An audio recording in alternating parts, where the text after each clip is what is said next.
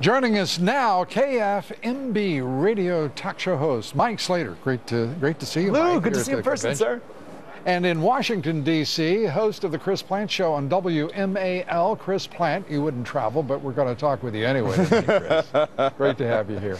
And in New York, Fox News radio host Tom Sullivan. Tom, great to see you, and we appreciate you taking the time. Let's start, Mike, this convention. Rocked to a degree, I think, a bit by the vote, the two-voice votes that put away the never-Trumpers today.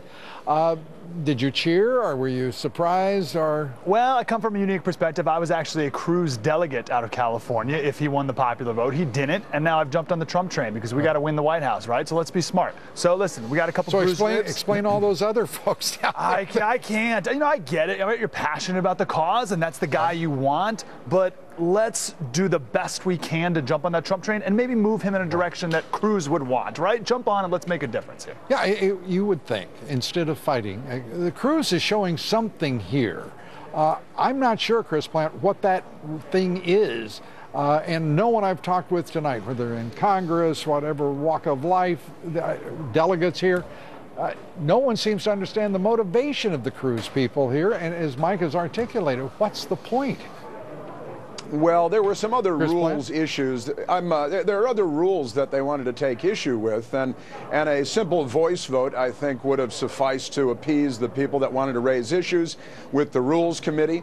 And it wasn't just about sneaking Cruz in. It wasn't really all about that. There were other elements to this that Mike Lee and others wanted to take issue with some of the rules that were laid down when Mitt Romney was the nominee, and this was their opportunity to do that. They wanted the opportunity to upset the vote and to put the name of their candidate, Ted Cruz, into nomination and have a vote in convention. I mean, it was that straightforward, honest, Chris. And I have to say, frankly, if I were in the position of the, well, I would have called for a voice vote and moved on too, because this has been decided in primary elections. Well, listen. I would have gone for a head count myself. Just to, you know, you want to bring the party together. Bringing the party together means respecting everyone's wishes. Let me give you the head count. They failed to do that. 559 delegates for Cruz, three times as many for Trump. What else are we going to count? Well, this was just a preliminary motion. It would have been, if they had taken the time, and it would have taken a lot of time, I know, to allow people the voice vote. If they lost the voice vote, then you move on, and all has been said and done.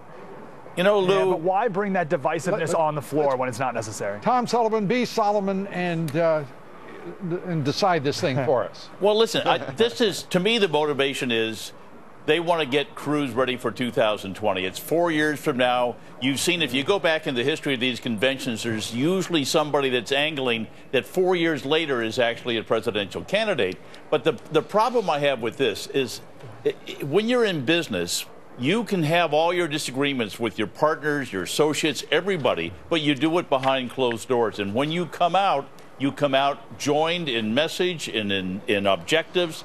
You don't hang your dirty laundry out, as my grandmother used to say. Okay, well, indeed. And Tom Sullivan, we appreciate your time. Chris Plante, thank you so much. Mike Slater, good to see you. Thanks, Lou. Appreciate in person. Yes, sir. Well, I'm told we've got 3 more minutes. Is that correct? Is that correct? Oh, okay. Because we're all radio hosts, Lou. I'm pretty sure you can handle that. I want to take back all of those thank yous and good nights and say to Mike Slater, are you, as a former Cruz guy, now a Trump guy, are you optimistic that you're going to see this party unify? Despite all this nonsense. Yeah, and you know, because next week is the Democratic convention, right? So I think everyone will get a nice reminder about what we're really up against and what that's really going to look like, and people will digest the Trump potential a little better. Yeah, that Trump potential is showing up in the polls right now. It's tightening up. Chris Plante, I want to acknowledge one thing, too, if I may, as we were sort of arguing over the niceties of process in the convention. You know, in 1976, which is the first convention I covered 20 years ago, they had a vote. 30 years ago. And they did a That's my story, and I'm still. They did take the vote on it, on a measure between Ford and Reagan, and of course Reagan lost that. A number of people today have acknowledged that it might have been easier to have done just that. I personally like the display of power and efficiency on the part of the Republican Party and convention. What do you think? Well, I think that they steamrolled all of these outsiders who felt that even if you're a Trump person, I think you should have respected the wishes of the delegates, that they're not outliers. There are a lot of people who are new to the convention system, who are first-time delegates. And I think if you're we were talking about unity just a moment ago, if you're looking to unify the party, you should respect all of the various actors in the party and the factions and give them their moment. All right, I've got to take it all back now. You're being a curmudgeon now. Let me go to Tom Sullivan. Tom, hey, listen, Lou. Like me, you've watched a few of these. Do you think that Trump's going to be able to get unity established in this party yes, and move it on to successfully to November? To a certain point, and you're not the only one who remembers 1976 convention, and you remember what happened was Ronald Reagan was coming up against Gerald Ford, the appointed president. And there was a strong camp of Ford and Reagan, and there was bad blood for that convention. And afterwards, and then when Ford lost, I think we're kind of in the same situation now. But if Trump wins, fine. But if he doesn't win, Cruz is setting up for 4 years in there from too, now. though.